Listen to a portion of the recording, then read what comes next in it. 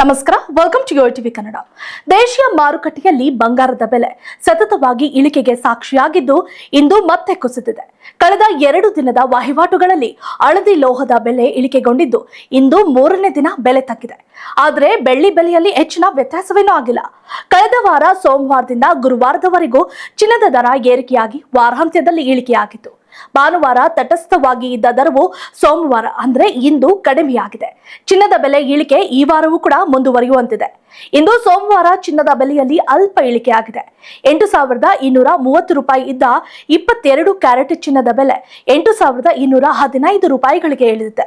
ಅಪರಂಜಿ ಚಿನ್ನದ ಬೆಲೆ 8,962 ರೂಪಾಯಿಗೆ ಇಳಿದಿದೆ. ಹಾಗೂ ವಿದೇಶಗಳಲ್ಲಿ ಹಳದಿ ಲೋಹದ ಬೆಲೆಯಲ್ಲಿ ಯಾವುದೇ ಏರುಪೇರಾಗಿಲ್ಲ. ಭಾರತದಲ್ಲಿ ಸದ್ಯ 10 ಗ್ರಾಂನ 22 ಕ್ಯಾರೆಟ್ ಚಿನ್ನದ ಬೆಲೆ 82,150 ರೂಪಾಯಿ ಇದೆ.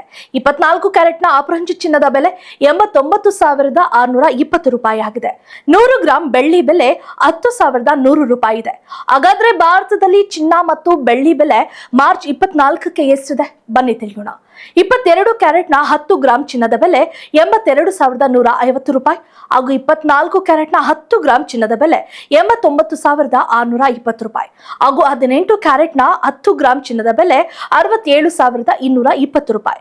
ಬೆಳ್ಳಿ ಬೆಲೆ 10 ಗ್ರಾಂಗೆ 1,010 ರೂಪಾಯಿ.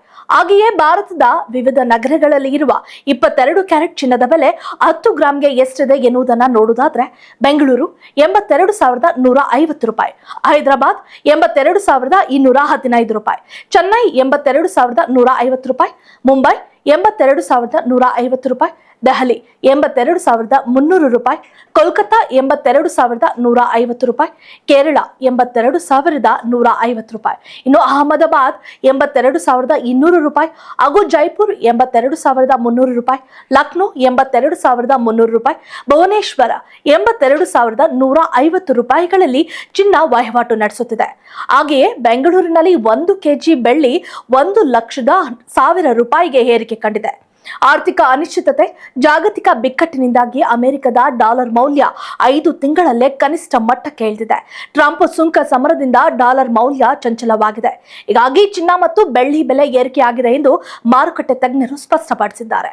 If you like this video ಬೇಗ ಲೈಕ್ ಮಾಡಿ, ಕಾಮೆಂಟ್ ಮಾಡಿ, ಶೇರ್ ಮಾಡಿ ಹಾಗೂ ಯೋಯೋ ಟಿವಿ ಕನ್ನಡವನ್ನು ಸಬ್ಸ್ಕ್ರೈಬ್ ಮಾಡಿ.